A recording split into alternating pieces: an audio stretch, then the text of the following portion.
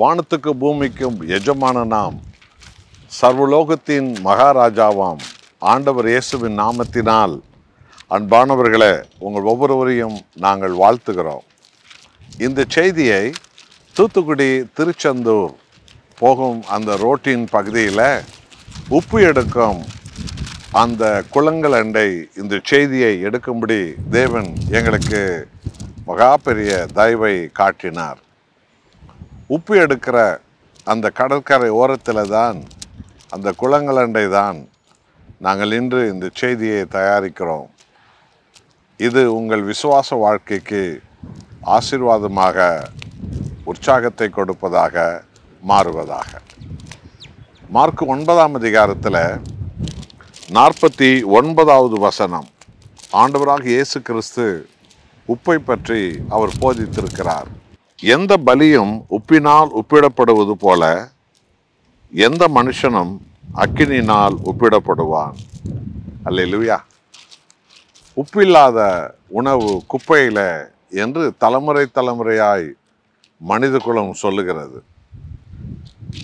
எத்தனை ஆயிரம் செலவழித்து எவ்வளவு ருசியில உணவை தயாரித்தாலும் அதில் கொஞ்சம் பணத்திற்கு வாங்கிய உப்பு அதில் இல்லாமல் போனால் பல லட்சக்கணக்கான பணம் செலவு செய்து தயாரிக்கப்பட்ட விலையுயர்ந்த பிரியாணி மற்ற பொருட்கள் எல்லாம் பிரயோஜனமில்லை என்று எல்லோரும் சொல்லும்படி ஆய்விடும்.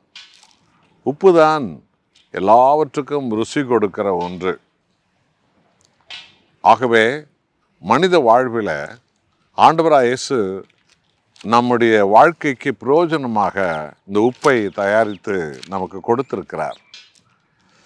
கடல் தண்ணியை பதப்படுத்தி அதிலிருந்து உப்பை எடுக்கும்படி தேவன் ஞானத்தை கொடுத்திருக்கிறார். உப்பு பொருட்கள் கெட்டுப்போகாமல் பாதுகாக்கும். உப்பு எல்லா பொருட்களுக்கும் ருசி கொடுக்கும். அதுபோல் எந்த உணவுப் பொருளும் உப்பினால் அது உரமேற்றப்படுவது போல எந்த மனுஷனும் அக்கினியினால் நிரப்பப்படுவான் என்று கர்த்தராகிய இயேசு கிறிஸ்து உப்பை வைத்து பேசினார். உப்பு எவ்வளோ அவசியமோ மனித வாழ்வுக்கு, உணவுக்கு, அதுபோல் ஒவ்வொரு ஊழியக்காரன் வாழ்க்கையிலும் விசுவாசி வாழ்க்கையிலும் பரிசுத்த ஆவியினுடைய அனல் மூட்டும் அபிஷேகம் அவ்வளோ அவசியம்.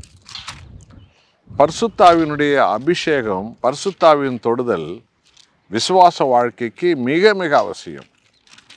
சுய ஆவியால், மாம்சீக ஆவியால், உலக ஆவியால், பலவிதமான மனித பலத்தின் ஆவியினால் ஊழியம் செய்தவர்கள் எல்லோரும் கெட்டு போகிறார்கள்.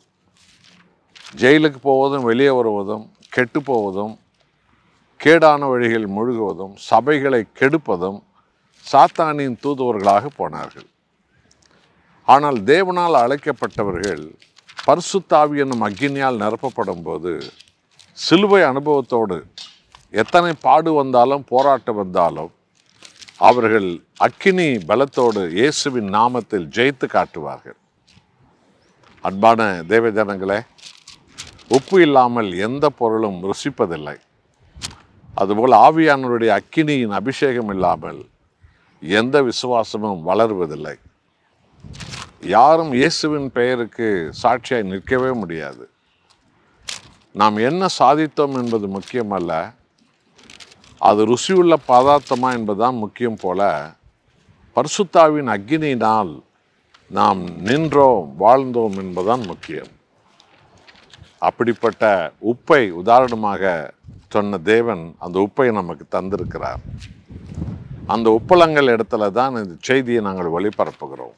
ஆண்டவரே, உப்பு ருசி கொடுப்பது போல ஆவியானவருடைய அக்கினியினால் நாங்கள் புதுபலன் அடைய ஒவ்வொரு நொடி பொழுதும் பலன் தாரும் என்று ஜெபிப்போமா? அன்புள்ள ஆண்டவரே, உப்பை மனித வாழ்வுக்கு உண்டாக்கி கொடுத்த கர்த்தாதி கர்த்தாவே,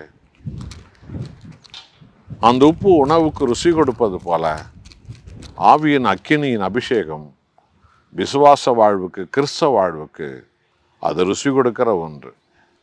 ஒவ்வொரு நொடி பொழுதும் ஆவியானவரால் நாங்கள் நிரப்பப்பட எங்களை ஆசீர்வதிப்பீராக.